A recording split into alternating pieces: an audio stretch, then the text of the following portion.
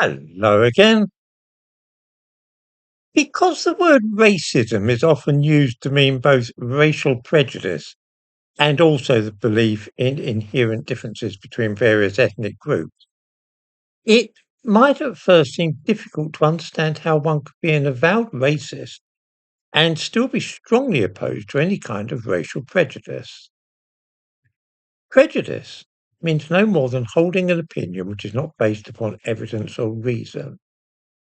When we talk of racial prejudice, though, there's a little more to it. We are suggesting hostility or dislike directed towards some ethnic groups, a feeling which affects how we feel about an individual belonging to that group before we have had an opportunity to find out anything at all about him or her. Perhaps we have the idea that Jews are grasping and keen to cheat us out of our money, or that black men are all aggressive and represent a physical threat to us. That is prejudice. To be specific, it's racial prejudice. Racism, in the sense of thinking that different populations might be more likely to suffer from this or that type of cancer, or perhaps be shorter than people from our own country, or likely to process information more rapidly in their brain, is quite a different matter. Whether these things are true or not, the belief itself is not sufficient to justify any animosity to a person from any given population simply on the grounds of skin colour, height, language, or anything else. We know that white people are more likely to develop skin cancer than black people. Conversely, we know too that black men may be more likely to suffer from cancer of the prostate. This does not mean that when we meet a white person, we can say, "Oh, here's somebody with skin cancer." That would be absurd. We may perhaps, if we know something about the age and background of the man or woman, what country they lived in, whether they've worked outdoors, and various other aspects of their life, work out roughly how likely it is that skin cancer is present or liable to be diagnosed in the coming year. In precisely the same way, we cannot meet a man or woman from China, and because we believe that, on average, their IQ may be higher than white Europeans, we can't say with confidence anything about the intelligence of that individual. It would be foolish in the extreme to be introduced to a person of East Asian ancestry and think to ourselves, "Ah, here is a person more likely to be agile mentally than I, as a white European, am likely to be." As with the case of skin cancer, the most we could do would be to gather information about how this individual earns a living, along with various other things relating to lifestyle, and then work out a very rough figure for a possible level of intelligence.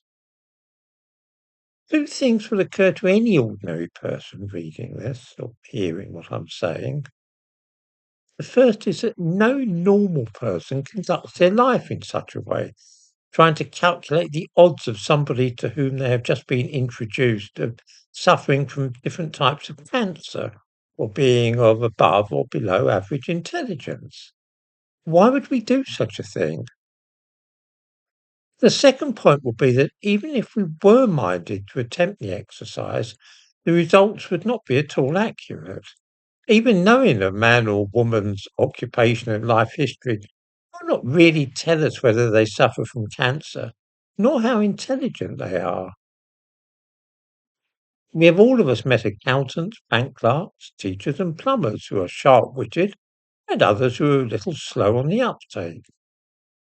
Only by getting to know a person are we likely to be able to gauge their character and mental abilities. Setting the matter out at length in this way has been necessary to show the futility of prejudice, whether based upon race, nationality, gender, or class. Denying somebody a place at university solely because of skin colour would be as absurd as offering a place to that same person for the same reason. Nobody who thought the matter through for more than a minute would wish to see black people or Chinese people refused entry to a shop or denied access to housing because of their ethnicity, any more than we would like to see them targeted by the police more frequently than white people, or indeed denied a place at university. It's necessary to state these things explicitly, obvious though they might be to most people of goodwill, show that exhibiting racial prejudice against ethnic minorities is an entirely different and separate thing from holding a belief founded upon good and sufficient evidence that there are real and measurable differences between ethnic groups. So febrile is the atmosphere surrounding discussions in which the word racism is used that this clarification is vital. So much for the idea of racial prejudice. Let's turn now to racism. Racism, scientific racism, means acknowledging that some ethnic groups are more likely to have certain strengths or weaknesses than those belonging to other populations. Again, it cannot be too strongly emphasized that these differences are a matter of percentages rather than absolute endowments.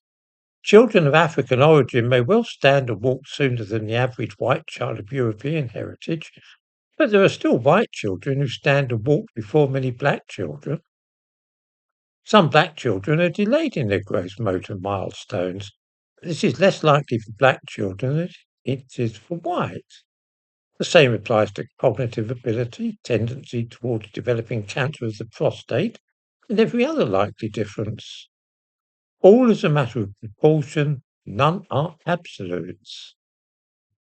This means that when meeting a black person or white for the first time, we can say nothing about either intelligence, cancer, or anything else.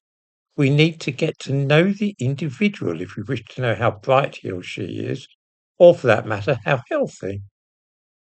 I hope that in this way I've been able to demonstrate the difference between racism and racial prejudice and show that one might be quite sensible and unobjectionable, while the other is foolish and can also be dangerous. I strongly suspect that I might as well talk to the wind for all the difference that my discussing this matter is likely to make.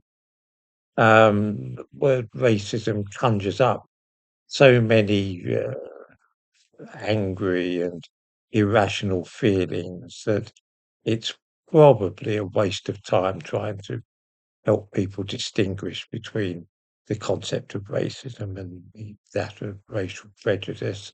But I thought it was worth an attempt anyway.